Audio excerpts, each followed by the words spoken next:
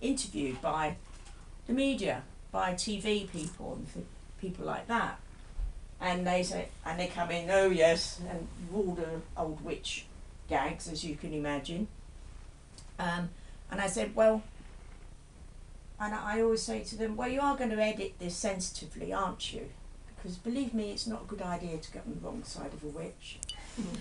Not that I do anything. I wouldn't have to, would I? And you may mock the spirit forces, but even in the most technical advances you have nowadays, you have a name for these forces, and they're called gremlins. So everybody has these beliefs, and they're all kind of tucked away in the back of our heads, which is why we all have a fascination for witchcraft. What's it mean? What's it all about? In my book, I've attempted, and it is an attempt, and I don't claim to get everything right, because I can't possibly. I'm just a human being. I make mistakes as well as the next person. But I have attempted to describe what it's like to be a village witch.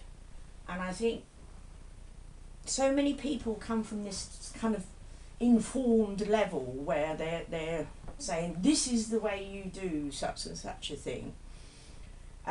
Or this is the prescribed way to do things. So if you're going to conjure up this, that and the other, or there's a lot of arm waving involved, that's why all this. And there's an awful lot of equipment as well, especially nowadays. I never thought it would become fashionable, but hey ho, you just have to work with the times. But nowadays, you do have to work in that way. I'm slightly losing the thread, as is my wont. What was I talking about? Who was listening? No one was listening. Give me a hint. You're saying about it being fashionable and... That's right. Thank you, Claire. If you come across any unorthodox movement, you usually find if you look back along, when that movement first sort of rears its head within a society, usually, first of all, it's persecuted, which certainly there is a history of persecution about witchcraft. Then it's ridiculed, and if you look back to sort of the last century, certainly there was a lot of ridicule, and if you certainly in my own lifetime in the 60s, when you get the purple press and things like that, Dennis Wheatley images, all that sort of thing, it was taken in a completely different direction and ridiculed. Nowadays, and here we are in the 21st century, it is marketed. Oh boy, is it marketed.